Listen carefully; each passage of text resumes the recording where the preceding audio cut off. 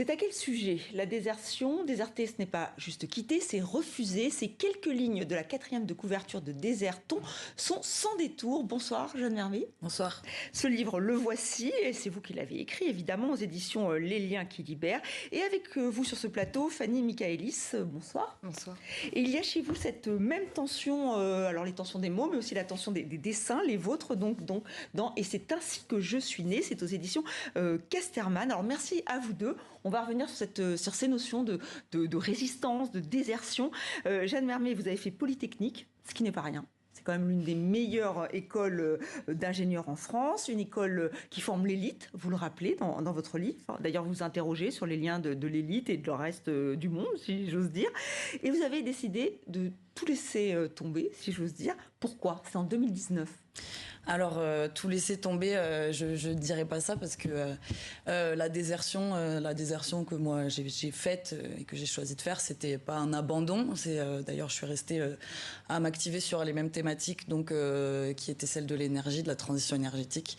Donc, c'était déserter, abandonner, laisser tomber, oui, le monde des ingénieurs, en tout cas la fonction que j'aurais eue en tant qu'ingénieur dans ce système, pour aller m'engager ailleurs autrement que dans le monde du travail. Et voilà ce que vous racontez. Et un autre appel à déserter avait fait grand bruit en France. C'était celui des jeunes diplômés d'Agrotech, là aussi une grande école d'ingénieurs. On écoute. AgroParisTech forme chaque année des centaines d'élèves à travailler pour l'industrie de diverses manières. Ces jobs sont destructeurs. Et les choisir, c'est nuire, en servant les intérêts de quelques-uns. C'est pourtant ces débouchés qui nous ont été présentés tout au long de notre cursus à AgroParisTech. En revanche, on ne nous a jamais parlé des diplômés qui considèrent que ces métiers font davantage partie des problèmes que des solutions et qui ont choisi de déserter. Voilà, déserter, c'était en 2022. Fanny et Michaëlis, qu'est-ce que ça vous inspire? Et est-ce que cette volonté de déserter, elle anime aussi un peu votre héroïne? Je pense que ce que j'entends dans ce texte et dans ce pamphlet, d'une certaine manière, ou dans cet engagement collectif, c'est aussi que c'est mettre un grain de sable dans le rouage, en fait. Tout d'un coup, se soulever contre un doute, peut-être, d'une direction ou d'un engagement, d'une énergie, peut-être pas qui va dans le sens de l'humanité ou je sais pas, du collectif, justement. Et peut-être dans mon livre, il y a quelque chose aussi de ça. Et elle sort du cadre, votre héroïne. Il y a beaucoup de dessins où on voit qu'elle... Alors déjà, elle est née retournée. Donc c'est peut-être qu'elle est retournée par, je ne sais pas, la situation, sa famille déjà, et par la société. Oui, après c'est une bande dessinée, donc on écrit aussi par les images, et il y a aussi un jeu qui se formule dans les images, donc sa tête retroussée, c'est aussi le versant négatif de cette mère qui hurle. Donc ça, c'est quelque chose qu'on peut découvrir seulement par le livre, parce que moi je parle aussi avec des dessins, et pas que avec des mots, justement. Et effectivement, ce regard à l'envers lui donne d'autres perspectives. Elle est dans une mauvaise disposition, mais finalement ça la guide vers quelque chose. Donc vraiment, voilà, guider vers avoir un sens, parce que c'est ce que vous interrogez, Jeanne Mermet, dans votre livre, c'est ces métiers qui n'ont plus de sens. Vous citez même un anthropologue américain et son best-seller David Graeber, Bullshit Job. On en a beaucoup parlé, ça a fait beaucoup polémique. C'est ça que vous dénoncez en premier lieu? Alors ouais, moi donc dans ce livre, un des objectifs de cette écriture, ça a été de dire, de décentrer un peu cette question du sens du travail des élites et des considérations éthiques et écologiques, parce que on a vu dans les réactions médiatiques qui ont suivi le discours des agros qu'il y avait une certaine propension des médias à héroïser ces gestes, à venir interroger les déclics écologiques de ces personnes donc qui sortent de grandes écoles, alors que on voit que dans le monde du travail, il y a énormément surtout depuis le Covid, de démissions, de personnes qui juste ne trouvent plus de sens ou alors subissent des conditions de travail pénibles qui les amènent à avoir des préjudices physiques, moraux. Donc voilà. Et donc dans ce cas-là, dans le cas des classes populaires on va parler de la masse salariale qui ne veut pas travailler et on va moins s'interroger sur le sens en fait du travail à l'échelle de la société. Alors que voilà, pour les élites, ça devient un geste héroïque et les autres, c'est de la fainéantise ou je ne sais quoi, où on va beaucoup moins interroger quel est l'impact du travail en fait au sens très large dans la société. Donc c'était une invitation à se poser cette question-là et à dire que tout le monde ne peut pas déserter. J'ai bien conscience que moi, si j'ai pu faire ce choix, c'est parce que justement je n'ai pas eu à me soucier beaucoup de mes conditions de vie. Des fins du mois, voilà, comme on dit souvent. Donc voilà, et c'est pas le cas de tout le monde. Donc maintenant, déserter en tant que refus de nuire, ça peut se faire de plein de manières différentes. Quitter un métier, c'est une chose. Ensuite, on peut décider collectivement de s'organiser pour refuser de nuire aujourd'hui. Alors Fanny Michaelis, le monde du travail est représenté dans votre bande dessinée, un travail qui se tient dans un lieu ouvert, l'aéroport. Pourquoi vous avez choisi de cet aéroport, un métier qui n'est pas exactement le même que ces ingénieurs qui sont promis à de très belles carrières. Qu'est-ce que vous vouliez dire, montrer ? Je rebondis sur ce que dit Jeanne, mais je pense que c'est aussi une manière d'interroger nos imaginaires. C'est-à-dire que l'aéroport, c'est tout à la fois pour certains un lieu de privilège, de liberté. Pour tout le monde d'ailleurs. Je pense que c'est quelque chose qu'on a en commun. Et en même temps, c'est aussi le lieu d'une certaine...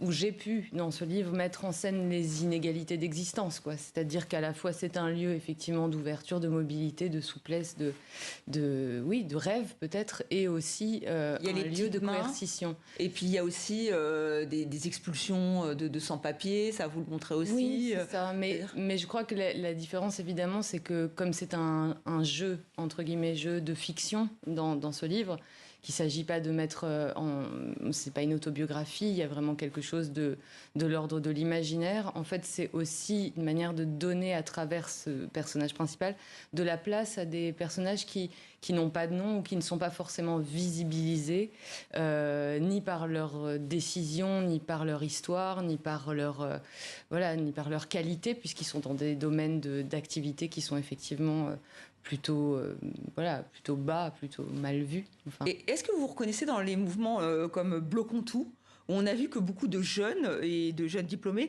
manifestent pour effectivement protester, peut-être résister ou déserter leur travail ou ce qu'on leur a vendu comme une fin en soi, c'est-à-dire un travail qui gagne beaucoup d'argent mais qui n'a pas forcément beaucoup de sens? Moi, je me reconnais dans le mouvement Bloquons tout. Alors, je sais pas, j'ai pas analysé la sociologie de ce mouvement et de qui il représente et qui c'est. Il y a eu beaucoup de jeunes, en tout cas. Nous, on était sur le terrain, beaucoup de jeunes, et la Fondation Jean Jaurès aussi a dit qu'il y avait beaucoup de jeunes et diplômés. Ouais. Oui, moi je pense que le blocage, quand je parle de désertion, c'est une manière de résister, déserter, refuser, abandonner son poste, déserter, refuser la guerre, c'est une manière de résister et qui se pense dans tout un tas d'autres tactiques, d'autres manières de faire, donc de bloquer, de protester, de dénoncer, d'enquêter aussi pour dénoncer justement les injustices de la société aujourd'hui, donc la vie chère, donc l'accès aux services publics, le démantèlement des services publics, et je crois qu'il y a c'est un ras-le-bol généralisé aussi, quoi, de dire on va dans la rue et on met un stop, quoi, un cran d'arrêt Alors vous auriez pu vous dire vous alliez changer de l'intérieur, parce que c'est vrai que vous travaillez sur la transition écologique, vous n'y croyez pas, vous dites que non, ça ne peut pas marcher. Pourquoi ? Alors dans mon cas, moi c'était donc travailler pour développer les réseaux électriques européens dans le but de les décarboner et donc d'agir pour la transition énergétique contre le réchauffement climatique. Sauf que j'ai réalisé que par ce métier, je participais quand même plus au problème qu'à apporter des solutions, parce que dans le cadre dans lequel je devrais exercer, c'était avec des prévisions une consommation et une production d'énergie qui doit inexorablement augmenter. Une dépendance dans les matières premières, les métaux qui explosent, donc une dépendance, donc un modèle économique globalisé, colonial et extractiviste, donc dont les nuisances sont bien connues, et une mine, ce ça n'a jamais été, pardon, et ça ne sera jamais ni vert ni socialement juste. Donc j'ai pas voulu participer à ça. Voilà, vous vous êtes dit, voilà, d'où le déserton, effectivement. Alors il y a la figure de la grand-mère qui est invoquée, alors dans votre livre, et c'est ainsi que je suis née, effectivement, enfin dans votre bande dessinée, Fanny Michaëlis. Pourquoi, quel est le rôle avec la grand-mère? Parce que la grand-mère, elle est importante avec vous aussi, Jeanne Marvier, parce que vous avez un discours avec votre grand-mère, un discours fictif. Mais Fanny. Mais oui, je l'ai noté, effectivement. Je pense qu'en tout cas, moi, dans mon récit, c'est un lien, ce personnage qui pose son regard sur le monde et qui structure l'histoire et qui nous donne à voir ce monde autour et ses inégalités et sa brutalité, à ce dialogue assez rapide avec cette grand-mère, ce qui donne une profondeur de champ sur un passé qui existe par sa simple présence. Et dans mon livre, cette grand-mère, elle semble à la fois raisonner justement avec ces personnes qu'elle croise au milieu de ce qu'on pourrait imaginer comme des bidonvilles, c'est-à-dire ces errances, en fait, ces mémoires perdues aussi, puisque cette grand-mère, elle erre peut-être même dans sa mémoire. Et ça fait effectivement écho à toutes ces trajectoires de vie, parce que là, je parle aussi de toutes ces personnes qui vivent dans les marges de cette grande ville qui est au cœur de mon livre, de toutes ces personnes qui n'ont tout simplement pas d'histoire, en fait.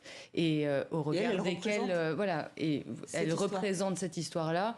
Et c'est aussi de cette histoire dont il s'agissait de parler, et de comment la violence qui s'abat sur ces existences-là, voilà, marginales. Alors vous, votre grand-mère, effectivement, vous essayez d'expliquer votre choix, parce qu'elle était pour la méritocratie, et là, déserton, ça va à l'encontre? Alors, elle était pour la méritocratie, je ne sais pas, mais en tout cas, voilà, elle était institutrice, donc dans les montagnes du Jura. Et oui, elle avait, je pense, une grande croyance dans l'égalité des chances, dans l'école républicaine. Et elle s'est battue pour que ses enfants accèdent à ces positions sociales, donc ces positions d'ingénieur. Donc, pour elle, c'était important qu'ils fassent des études, qu'ils accèdent à cette position. Donc, j'aurais bien aimé pouvoir vraiment échanger avec elle. J'ai pas eu l'occasion échanger sur ce choix et sur ce choix que j'ai fait, et qu'on puisse se comprendre peut-être ou pas, ou peut-être qu'on serait pas comprise sur plein de choses, mais au moins j'aurais aimé pouvoir lui dire que quitter cette position sociale, en tout cas refuser ce métier et refuser ce qu'elle a lutté pour faire accéder à ses enfants, c'est pas dénigrer ce qu'est sa vie, mais c'est m'engager autrement en dehors du monde du travail. Et après, alors je vais être un peu trivial, mais comment vous faites pour vivre au quotidien? Parce qu'effectivement, il faut un revenu. Oui, en effet, c'est une bonne question. Oui, c'est crucial. Souvent, il faut en parler. Je pense que de parler de toute façon d'argent à travers la société, à travers les différentes réalités sociales, c'est la base de justement comprendre les inégalités. Moi, j'ai fait le choix de vivre avec peu pendant un temps parce que j'étais nomade et que j'avais pas de loyer, donc j'étais au RSA. Ensuite, je suis retournée travailler en tant que prof contractuel. Et aujourd'hui, je me lance plus dans le monde de la musique et donc le monde associatif et culturel.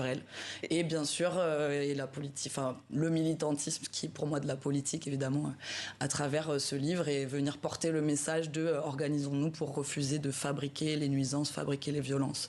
Donc voilà, pour porter ce message, un message qui est aussi, je trouve, en creux dans votre livre. Fanny, vous êtes plus donc dans le résister que dans le déserter, ou pas?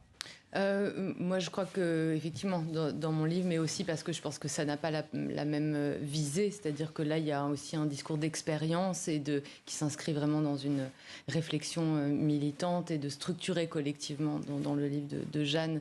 Et là, il n'y a pas une envie aussi de provoquer quand même une réaction? Absolument, si, mais je pense que ça interroge tout à la fois la question introspective de comment s'émanciper de certaines questions, ce qui est à peu près le tout début du livre, et après la dimension collective de l'émancipation, pour moi, elle est au cœur du livre, et je dirais même effectivement de la question du soulèvement, puisqu'il y a un soulèvement symbolique qui est celui de cette tête qui s'élève, mais il y a aussi un soulèvement collectif qui est certainement appelé au cours du livre. Ouais.